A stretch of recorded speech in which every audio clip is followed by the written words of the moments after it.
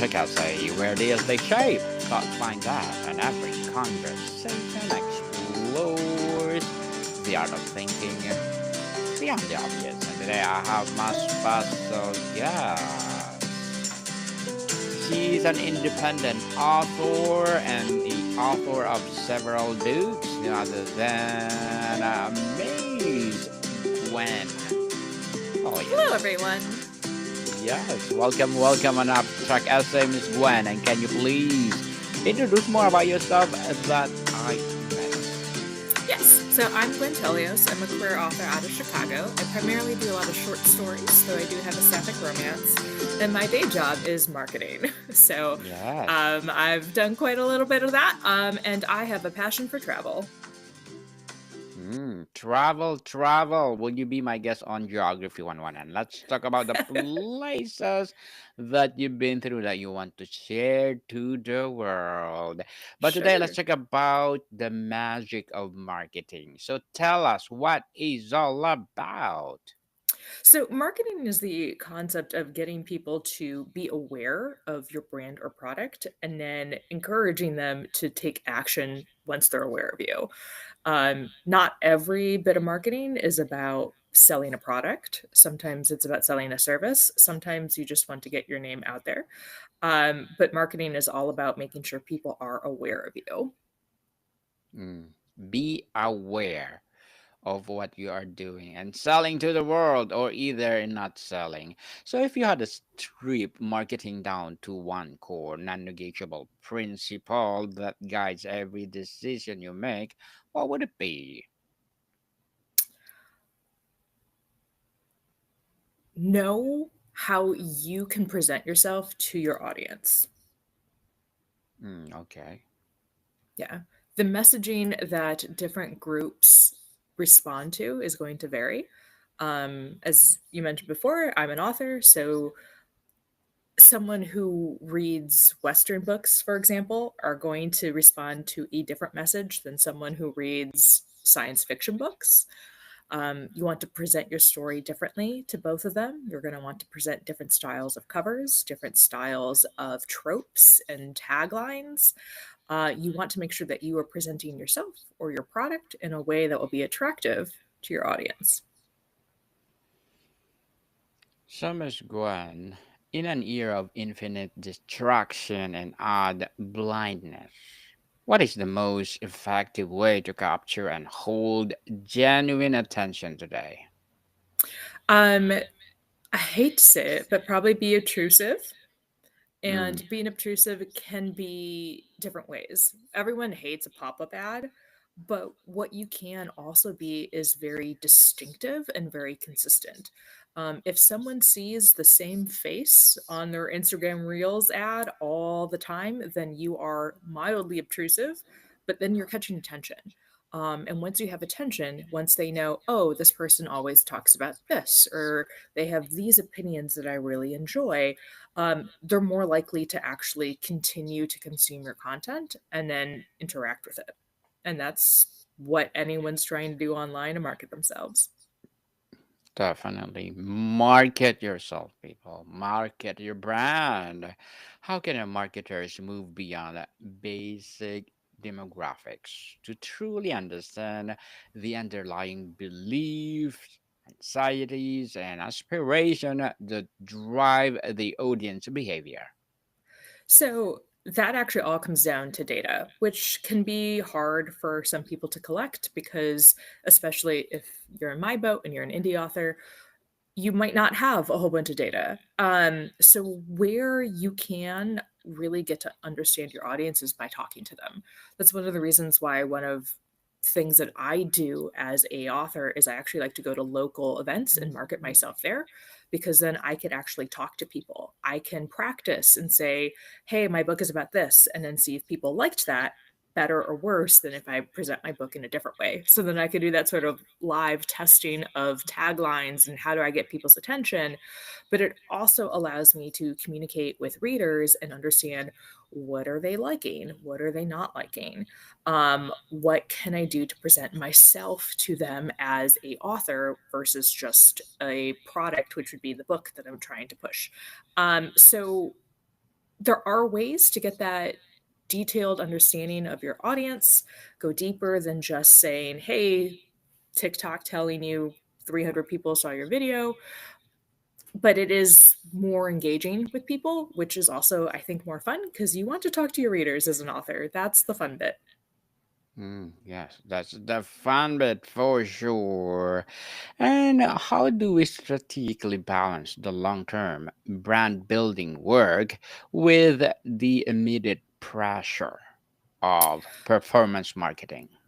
Oh, yeah. So performance marketing can be kind of a trap and it will exhaust you, especially again if you're a small person running your own Etsy shop or pushing your own indie books. So the way to do it is to figure out what you personally can support in your life. Can you spend 1 hour marketing a week? Can you spend 5 hours of marketing a week? What's easy for you to do? Do you want to have Facebook ads and manage the money there? Or do you want to do something like what I'm doing now? Go on podcasts because this is enjoyable to me and I get to have a fun conversation. And podcasts can be listened to at any time. It's that more sort of long term brand building than the performance marketing. We're just like, let's get something quick because people can listen to this. They're listening to it now live, but they can listen to it in a week. They can listen to it in 6 months. And that's the more kind of long term aspect of it. Definitely a long term. Simply the long term. What is the key psychological principle that marketers underutilize and how it can be applied ethically? Oh, ethically, I think is the holdup there. I think what gets underplayed a lot is actually talking to audiences. Um, it's not uncommon for the people in the room to not match who is actually consuming content. You'll actually see that a lot with like TV shows and movies. Or we could use the most recent summer success of K-pop Demon Hunters, right? So the people in the room who were making decisions about marketing that movie thought it was an awful movie and that it wasn't going to do very well. But it did phenomenally. Right? It was like the Halloween costume of the Yes, year. yes. But that's part of the reasons why, because people at work have been complaining because their kids are looking for toys for this movie, but no one thought it would be good enough to actually produce toys and market them. So I think that's something that is frequently done is marketers don't actually understand their audience because they're not talking to people that a product might be marketed to. They think it's more for people like them when it's really not. And then that can cause a lot of problems down the road, like, missed revenue options. hmm Revenue for sure. And Miss Gwen, tell us your new book. What is all about healing Yeah. So my new book crystals? is Healing Crystals and Other Breakables. As I mentioned before, I am a short story writer.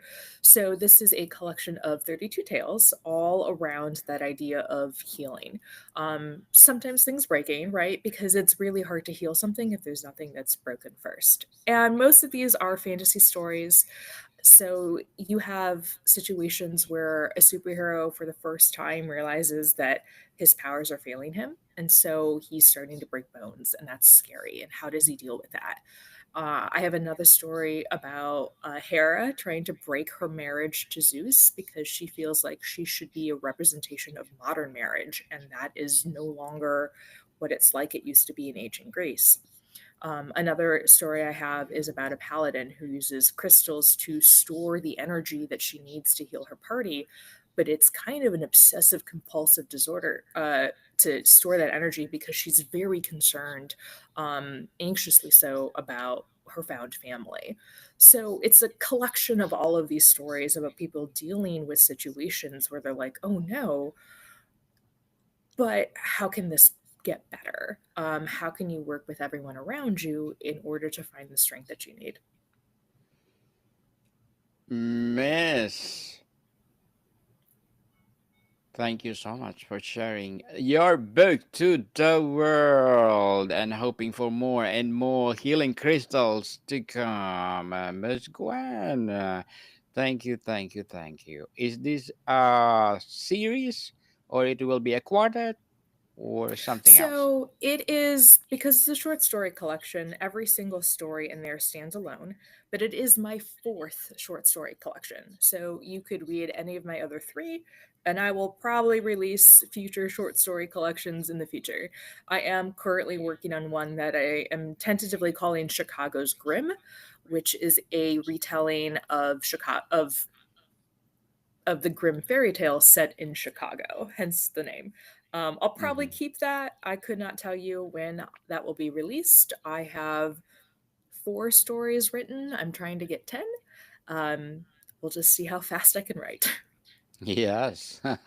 Looking forward for those, Miss Gwen. Looking forward to it. And let's go back to marketing. How do you ensure that marketing message cuts through the noise and answer the customer's fundamental question? Was it for me in a Yeah, compelling so way? I think it depends on what you're selling, right? So, from the standpoint of an author, what I am trying to do and what I am selling is an entertainment product. I want people to read this book because I think they will enjoy it. So now that means the message that I have to come up with is here are the things in here that you will enjoy. Maybe you will enjoy the concept and the themes. Maybe you will enjoy the types of characters. Maybe you will enjoy the plot elements. Maybe you will enjoy the tropes. I have to figure what is resonating with my audience and put that in my message. And what that is going to vary from book to book. What that is going to vary from person to person. If I am, let's say, a small artist and I do watercolor paintings, what I'm offering is probably not entertainment, but an object that will make your home beautiful, or an object that makes you feel a certain way and you like that feeling and you want to encourage that in the people who would hang your artwork in the home. Um, so that is it's kind of a question that everyone has to ask themselves about what they are producing and what they want to sell. What solution are you offering to anyone who might be interested in your product? Interesting, Miss Gwen. And beyond ROS, or return on ads spend, and customer acquisition cost, what is the most undervalued metric that you have been predicts for long-term business health? So like things like ROAS is not what I will deal with as a indie author because I don't run a lot of ads. Ads are expensive and ROAS is only used to calculate, okay, I spent $200 on marketing. How much did I generate in revenue? Was it more than $200? I consider situations like what I'm doing right now, coming on your podcast, to be a form of marketing, but I have no way to get a sale from your podcast, so I'm not tracking conversions and I'm not going to produce a ROAS. However, what I should be doing is building awareness for myself. So, other KPIs I can look at will be how many sales I have on Amazon, regardless of a ROAS, because I can't do that conversion directly from a podcast. But I can also look at things like, are people searching my name? Is my brand awareness growing? Do I have more followers on social media? There's a whole slew of metrics that you could look at, and it really depends on what is important to you as a business or independent seller like I am. Is it more important for you to get the most bang out of your marketing budget? Is it more important for you to get your work out there? Maybe not effectively, or maybe not even with cash flow. You could just print flyers and put them in the free little libraries around your neighborhood if you want. Um, and you could also talk about just, are people talking about you? Are you recognized? Are you going to places and having people know your name when they see it on a booth? There's so many ways that you could judge success in your marketing efforts that it's kind of hard for me to just say one thing that is the best metric to look at instead of ROAS. Well, Miss Gwen, Most customer journey are now on linear and chaotic. How should marketing strategies adapt these reality instead of forcing a traditional funnel model? Yeah, so I would argue the traditional funnel model is still there. It's just very, very condensed. And you can look at things like TikTok, right? It used Mm-hmm. to be where you would see a product online and you'd have to go through the a click and you would go to the website and you would buy it from a retailer. But now on TikTok, all of those different steps of the funnel have been condensed into one video. You could build awareness of a product because it's being shown in that video. The influencer is building consideration for it because they're talking about it and how amazing it is. And then there's a click to buy it directly from TikTok in these videos with TikTok Shop. And then there's your conversion. That's your traditional marketing funnel, and it's right there, and now it's happening in 7 seconds instead of days or hours, or sometimes for bigger purchases a cycle could be, months and a year. I thought it was Yes. very interesting. Recently, TikTok Shop is now bigger than I think either Etsy or eBay. Like, that news came out in the past week. Yes, I So think TikTok's emerging market. yeah, it's huge, and we'll see if it's still really big in a year because there's a lot of uncertainty about where TikTok is going as a platform. Mm-hmm. But what is also happening soon is being able to buy through AI programs like ChatGPT or Claude or anything supported by Midjourney. Maybe not. Sorry, Midjourney is the image generating one, but that is coming. There actually was a partnership recently announced. I think it was with Shopify and Stripe and someone else. I forgot. It might have been Etsy. So Mm-hmm. soon you'll be able to do simple things of like say, "Hey, Chat GDP, what should I buy my brother for Christmas? He likes these things," and then they'll be like, "Try this," and there'll be a link, so you could just buy it.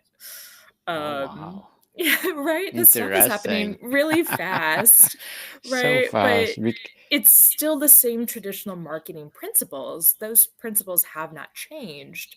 I will say the tactics have changed as platforms have changed, but you're still trying to build awareness of your brand, of your product. You're trying to convince people that it's right for them, and then you're encouraging them to actually buy that product.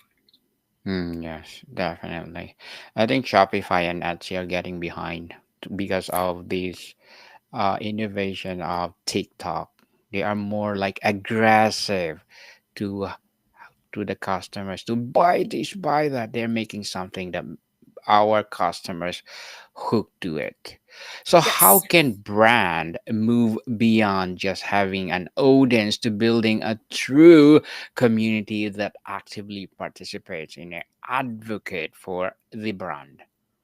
So, especially in for people in my situation, right? My product is my books, but my Mm-hmm. brand is me, Gwen Tolios, because I once people buy my book, maybe they'll reread it, maybe they won't, but then that's a one done deal.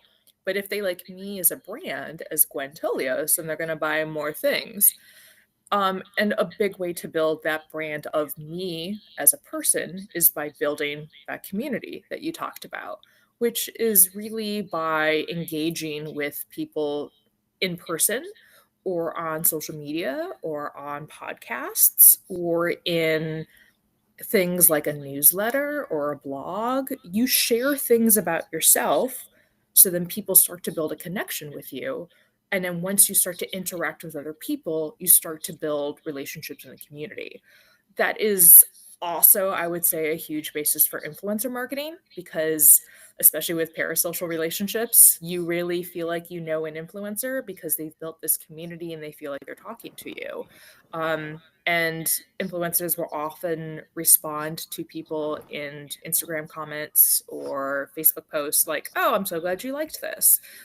They might host things like what I do as an author is I will ask my followers, which of my mock covers do you like? Mm-hmm. Which of these titles do you like and make you more interested in what the book is? that way I'm also engaging my community. I'm not just talking to them, I'm getting them involved in the product that I'm producing.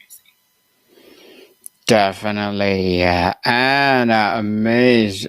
Gwen, what does the next evolution of content marketing look like beyond blog posts, social media videos? Is it interactive AI personalized or something else? So, the idea of content marketing, right, is producing stuff out there and giving it away for free. Things like a blog post or an informal interview, like I'm doing here, right? I'm giving marketing Mm-hmm. advice. That's content marketing. And then people will find that content because of a web search or whatever, and then they like me, and then they go on to support me in some way. The next generation of that, I think, is a little tricky because what's starting to happen is, and I hate it, but like that dead internet theory, which is the idea that most content on the web is created and consumed by non human traffic. Especially with AI, a lot of what's produced is content that's written by bots, videos that are partially AI generated. And so I think the next generation of content marketing is actually a lot of, for humans anyways, is to do a lot of the metadata on the back end. Which in some cases might be using, yes, more Word documents. So blogs might make a comeback. And I say that because you want constant, easily identifiable content metadata for an AI to read. If people are no longer talking to their friends about asking, hey, what's a good book? And if instead they're asking ChatGPT, hey, what's a good book? You have to get your content into the databases that ChatGPT is using so they can recommend it for you. So your content marketing, to go back to the dead internet theory, is not for humans anymore. It is for the bots. And Yes, the bots, personally, I don't feel like they care if you're making images, if they're making videos, those do very well with humans. But in large language models, they're looking at text. So that might be a resurgence of blogs. We'll see what ends up happening. I used to have a blog. I don't really use it a lot, and but I do have a Substack, and that kind of functions as a blog, even though people yes, can get it in their email. Um, so I think that that might be where we go, at least from a human standpoint. definitely. I think blog is getting less and less because we have Substack, which is they pay you. Sometimes, Yes, right? My sometimes. Substack is currently free. Um, so people can access anything they want there, which is mainly just monthly updates from me. But Hmm. sometimes I have short stories there because that's content marketing. If you like my short story, you might want a whole collection with 32 of them. Yes, please support Miss Gwen. So before we wrap up our discussion for today, Miss Gwen, I'm inviting you to please do listen to my other podcast, people, because my abstract essay is already in fifth season. Abstract poetry in second season, my book 101 review in fifth season too. Comedy 101 in third season, and my food 101 in fifth season as well. Geography, love letters, and Movie 101 Review, Music 101 in its fourth season, Emma Baby Podcast, Law 101, Mental Health 101, and Bible Verses 101, Science 101, and Sex 101 in second season. Please listen to them wherever you listen your podcast. So, Miss Gwen, looking 3 to 5 years ahead, what is the single biggest shift in marketing the most companies are completely unprepared for? Oh, good gracious. If you had asked me 3 months ago, I probably would have said AI, but I feel like a lot of big companies are now starting to prepare for it. Um, and I think the bigger concern for marketers moving forward is actually probably going to be the economy. And I say that because if people don't have the capacity to buy products, then your marketing isn't going to make a difference. Um, so I think that's probably something that is coming for the industry, um, which might mean a pivot less away from product marketing and more into message and brand marketing. Um, don't necessarily buy this product, just have good positive feelings for this brand. So on the occasions where you do have cash, this is the brand that you would go to. Miss Gwen Tolios, thank you so much for sharing your knowledge and wisdom to the world of marketing. So, can you please invite our listeners to support your books, your advocacy, or whatever projects that you're doing Oh right yeah. now? So my most recent collection, Healing Crystals of the Breakables, we talked about a little bit, is available wide. So you can get it from your library in Hoopla or you can get it from Amazon. And you're welcome to follow me on Instagram as Gwen Tolios. I'm also on Tumblr and I have a Substack where I share stories and updates about my writing, and just life updates too. I joined the circus this year, so that's fun. Yes, congratulations. So, tell us what is Free Faydales about? So Fae Faydale. Deals is also a short story collection, primarily about deals with the Fae, such as getting into money laundering deal with the Tooth Fairy. Probably not your best option, right? So, But returning to you. that is my sapphic romance, specifically an Arrow Ace sapphic romance, if that's your vibe. Contemporary romance set in Chicago about a woman who is a digital nomad, and it's kind of ruined her relationship with her father. So she's come back home, realized that she can't live with him, so moves in with her old college roommate, and is like, oh no, that crush hasn't gone away.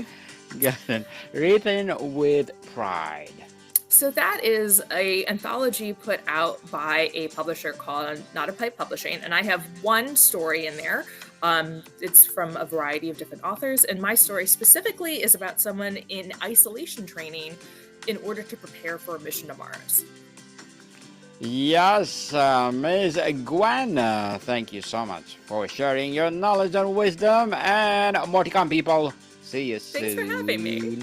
Yes.